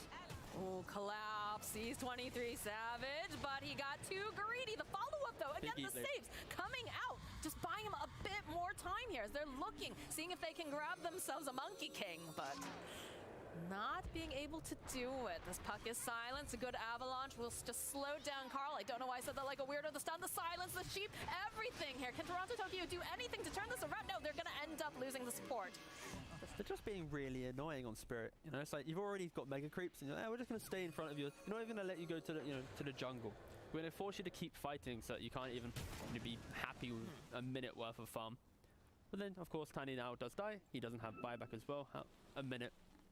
Yeah, Spirit, they're just going to wait, reset, and then they'll be going again. I mean, you've got to be feeling pretty exposed right now if you're T1, considering that you have lost so many of your buildings, that you constantly have to make sure that you're pushing out these waves.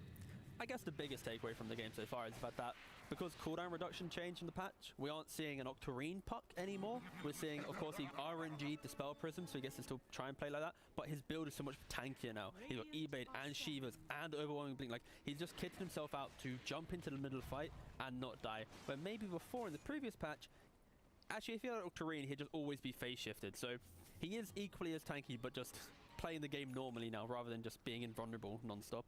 Well, they have 2 E-Blades online over the side of Team Spirit, so every time that you think Carl's going to be able to get that final Executioner's blow, it's just an Ethereal Blade, and what can you do? They're so tanky. Like, all of these heroes have their own innate way to survive a fight, and you know, T1, they rely on like that single jump, right? TA with the Hex, you fight like Kunkka, all about control. Monkey King, all about containment. So yeah, Team Spirit, they really have itemized really well to deal with kind of that window of T1 aggression. You can see Collapse is angry here. Arrow gets tossed out. Casual checking on the Roche pit. Unfortunately, it's not a quick spawn. Maybe a very quick spawn. T1 with a surprise jump, force Tiny to buy back. Then you start playing like the buyback game. Could have worked well for them, but because it's like a 2-minute plus spawn, you know, Spirit's just going to chill. They don't have to use anything, and there it is. Just a bunch of teammates hanging out around the Roche pit, you know? Yeah, just chilling. Just a casual 50-minute game. Casual. And I think that's the main reason why we didn't get to see too many general changes in this patch 7.30 is because he didn't want the game to last stupidly long.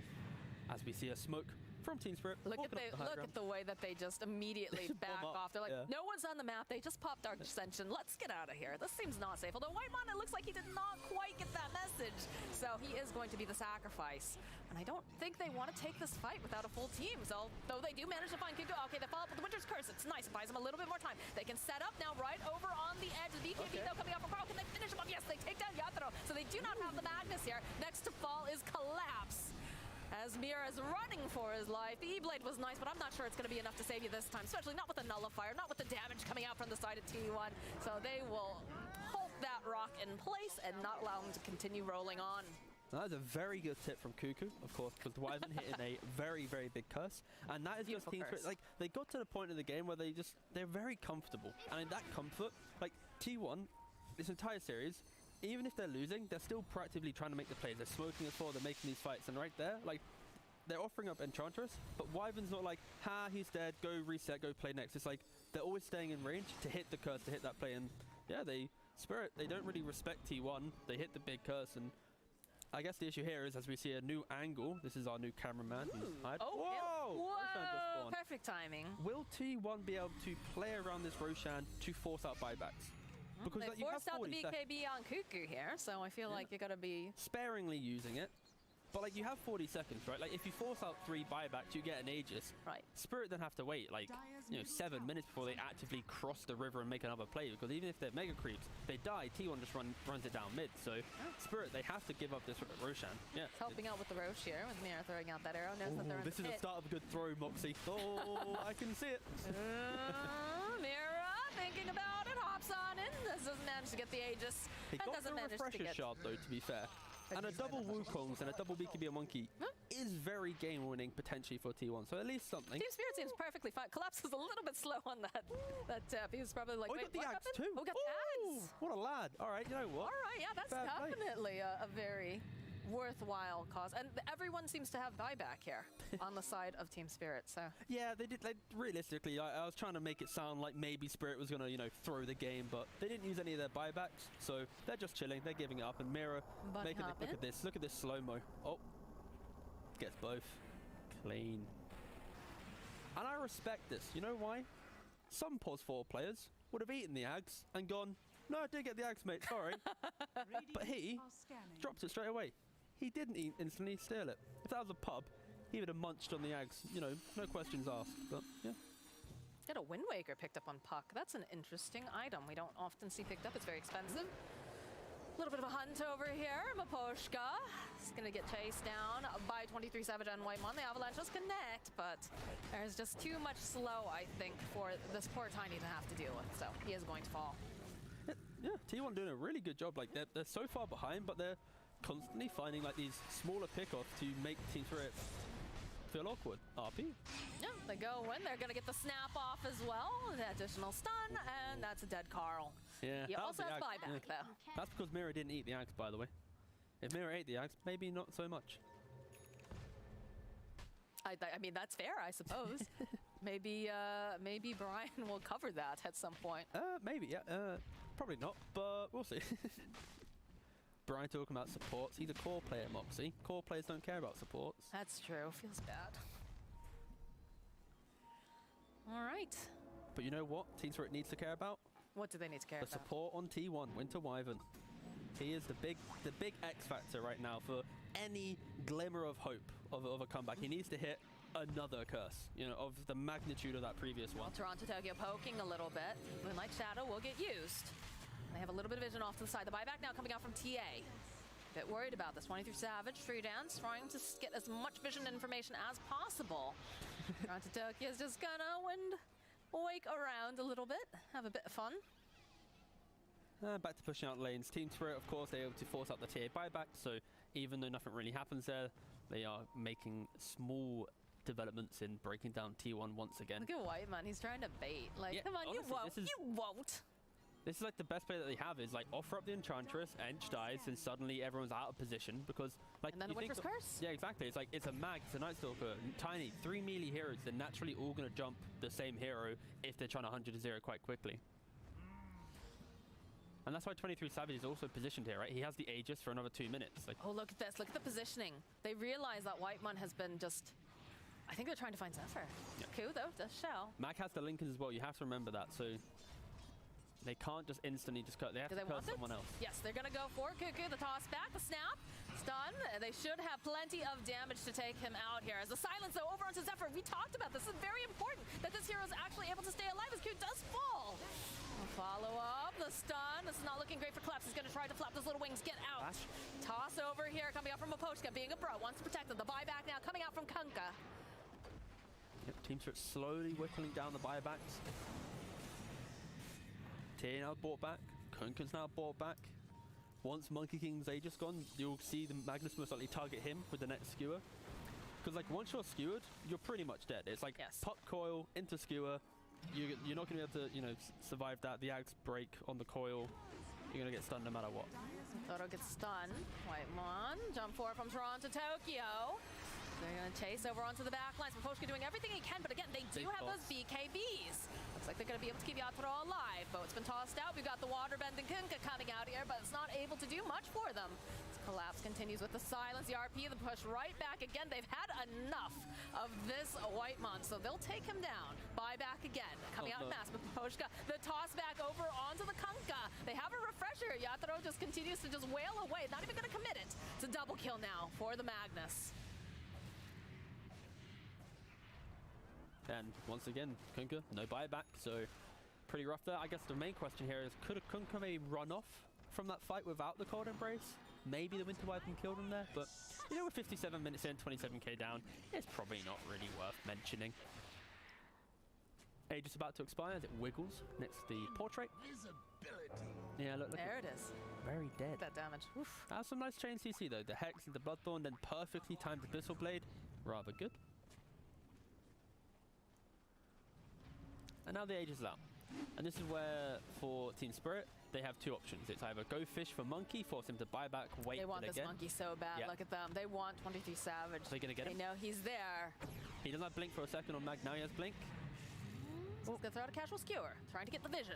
It's all about the vision, like we talked about I today. thought he was just going to go for it. I honestly, like when he... I think they're a little scared. They don't have the puck right now, too, don't forget. They have the they're buyback. respecting the but Wyvern for sure in this situation. the arrow's giving them lots of vision into the base. They want to be careful that they don't overstep, though, because they have dewarded quite a bit. It also helps that T1 have the Sentry Ward combo on the high ground, so they at least can see the Mag trying to make the Silver Edge play. Ooh. That was almost a very stunned banana. It also doesn't feel good when your carry is the one having to carry a gem. Yes. You know, 58 minutes, because of course the gem's on the high ground, that's why Another he's Wind seeing the Waker. Mag, but yeah, so survivable on TeamSpirit. Oh, they do manage to connect. land one, but I don't think they want to make this jump without the puck. Who's on the way. Ooh, Throw he jumping tried. forward, though. He was thinking about it. He wanted it. You can feel this tension because they want to figure out, how do we clean up? How do we get into the space? How do we ensure that we don't just immediately get Winter's Curse or whatnot? And T1 is doing a great job of just dancing around and just delaying them as much as possible. The real players just smoke through the entire, you know, side of them. They found Carl. Fish. Oh, for the RP, but it's fine. Absolutely fine here. The BKB comes out. The Hex over onto the back lines. Can they take out Puck? Yes, they can. Toronto Toki, he just rejoined this fight. Now he's already dead and sent back to his fountain. Yeah. I mean, They're doing TeamSpirit, they're trying to play this like kind of slow fight where it's like they throw arrows, they Night Stalker vision, like they're waiting for that moment. And of course, TA with the blink, they kind of bait Toronto Tokyo. He's like, guys, I've got the Wyvern, we can jump them. It's like, wait a second, you're by yourself. We just tried to kill the TA, and that kind of disconnect allows T1 to make that play once more. And they are now smoking up independently on the Enchantress. Wait, it's 23 Well, seconds. this monkey He has no BKB. is being sassy. What's he doing here? He's just going to get stunned immediately, silence everything. Is he going to survive? No! 23 Savage is down. He's down for 120-something seconds. He does have buyback, but it's going to be costly. And this is where T1 was hoping maybe Oh, to... Maposhka, toss up into a nice arrow. The lockdown, it exists. It's there. Are they going to try to go in for the spread this gear? The nice Winter's Curse, though, buys them just a little bit more time. Will allow them to survive as Collapse is looking for this opening. And we have boats, we have monkeys, we've got everything in the circus here coming out against this team as they do manage to take down Mira. They bought back, though, here over on the puck. It wants to be a part of this fight. They pop the Aeon Disc over onto Zephyr. They're looking to re-engage. Nathro hoping he could have grabbed Carl there, just not quite fast enough. Looks, he finds himself a Kunkka. Again, tossed right back into all of these heroes. That is a dead Cuckoo. They go and they drop the Dream Coil. They just need to take out Zephyr here. They'll be able to do it easily. Does have buyback. And they're going to come right back in again. This is a gigantic Magnus. Look at him. He's absolutely massive. He's a big boy, yeah. Big pig as well. As they get the Hex off. But he's so tanky. How do you hope to take him out? How do you hope to take out this Magnus? How do you hope to protect your throne as you go? You put out that fortification. You're trying everything on the side of T1. You're trying to just keep your phone alive and put out as much damage as Carl does manage to find a kill. But they take out Zephyr. He's not available any longer for this fight. They just keep throwing out the sheep stick. They're trying to put out enough damage. They just are having trouble with this lockdown too. Just keep going. Look at Yatoro, he's looking for the opening. He just wants to end the game. He's had enough, and they do it. They 2-0. T1. Really good performance from TeamSpirit. I think, you know, of course, Magnus being the hero of the series. I think no matter if it's off lane or if it's carry, it's just the fact that this disconnect that he was presenting throughout the entire series was game breaking. Like, nothing changed to the hero in regards to, like, you know, Skewer and the idea of like what he does. It's just, you know, Spirit played around it so well. It's like, woo, we forgot about this hero and what it does. So yeah, just Really good stuff from TeamSpirit, just punishing T1 and also having the patience to not run into them. You know, around 20-25 minutes, T1 looked pretty good, but Spirit, they kind of offered up their tiny, played the rest of the map, and they played a really, you know, a methodical game. Yeah, you know, I think if we had a theme for just this game in particular, obviously it was the Magnus show, if you're, you know, Team Spirit, but it was a slow burn. It was a situation where, you know, it took a bit of time to really start to see them amp up. And it was looking very, very good for T1. They looked very, very strong, but just Team Spirit, they had the patience to just wait and realize that they had an opening coming. They just had to be very, very patient, as we said. They had to be very patient indeed, and there were smiles all around as Team Spirit take the first series, the opening series here at the ESL 1 Fall Bootcamp Edition 2-0. We are going to talk about that and talk to one of the winners after this.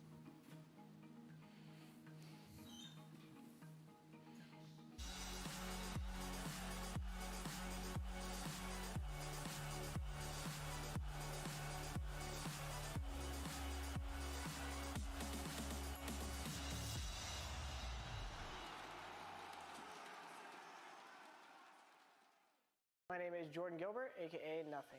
Hi, my name is Sue Lee. My handle is Smix. I think it's important for these initiatives to happen. Empathy really, really goes a long way, and it always means so much to us, and I think that's where initiatives like this really help.